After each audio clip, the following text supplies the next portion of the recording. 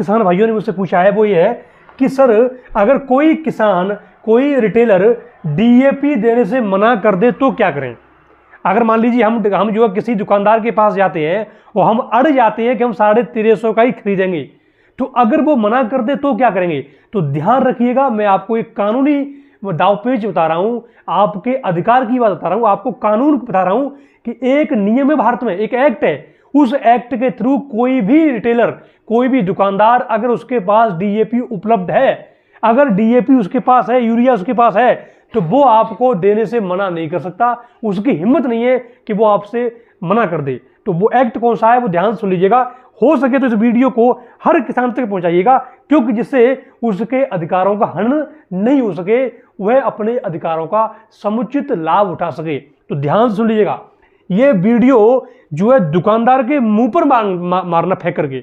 अगर वो बोले कि मैं डीएपी नहीं दूंगा, मेरे पास डीएपी है ही नहीं, वो आपको दिख रहा है कि डीएपी उसके भंडार गृह में रखी हुई है, ये वीडियो उसके मुंह पर मारना, उसकी हिम्मत नहीं है साले की कि वो आपसे डीएपी देने से मना कर दे। अब सुन लीजिएगा, एक एक्ट जो है भारत में पास होता है जिसका नाम होता है असेंशियल कमोडिटीज एक्ट 1955।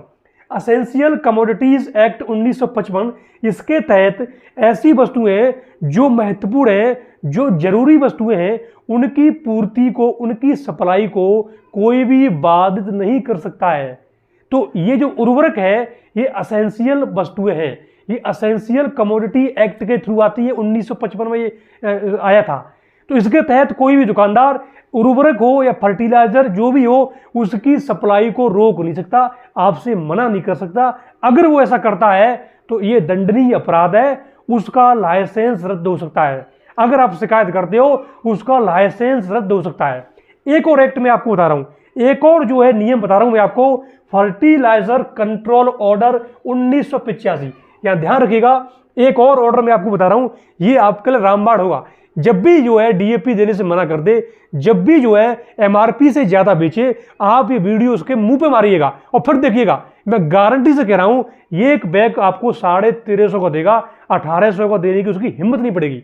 यहां देखिएगा, जो कंट्रोलर जो मैं आपको बता रहा था, द फर्टिलाइजर कंट्रोल ऑर्डर 1985, इसके तहत इसकी धारा 24(1) ध्यान रखिएगा, इस धारा को याद कर लीजिएगा।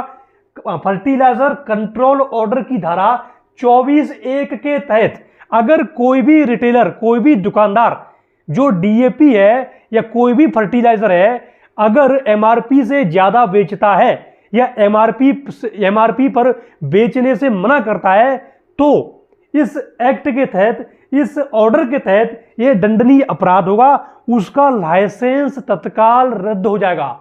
अगर आप शिकायत करते हैं उसका लाइसेंस जो है तत्काल रद्द हो जाएगा, तत्काल।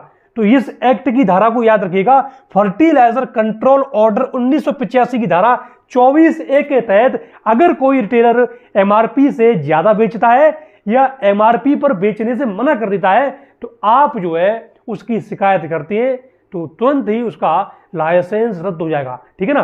तो कुछ हिम्मत आपको दिखानी पड़ेगी, जब भी डीएपी इसको उसके स्टॉक में आपको दिखे, वो मना कर दे या एमआरपी से ज्यादा बेचे, तो आप उसकी वीडियो बनाइएगा, उसके फोटो लीजिएगा और उसकी तत्काल शिकायत कीजिएगा। अब शिकायत कहां करनी है, कैसे करनी है, उसका नंबर क्या है, ये सारी जानकारी मैं आपको दूंगा। ठीक है ना। तो आज जो है आप इतना जान लीजिएगा कि जब भी खरीदें तो जो है हिम्मत से खरीदें, पूरी कानूनी लड़ाई के तहत खरीदें। उसकी हिम्मत नहीं होगी कि वो मना कर दे, उसको जेल तक जाने का प्रावधान है। ये जो कमोडिटी एक्ट है इसमें जेल तक जाने का प्रावधान है, इसमें जुर्माना भी बहुत तगड़ा है। तो ध्यान रखिएगा, ये अधिकार की जो लड़ाई है ये हमें जीतनी पड़ेगी, हमें खुद लड़नी पड़ेगी, खुद अड़ना पड़ेगा, क्योंकि 1350 का जो बैग है वो 1350 का ही मिलेगा, 1800 का हम नहीं लेंगे। ठीक है, 450 रुपये हमारे पास नहीं है कि हम उसे जो है बर्बाद कर रहे हैं। 450 रुपये हम दूसरी जगह इन्वेस्ट कर सकते हैं। इस बात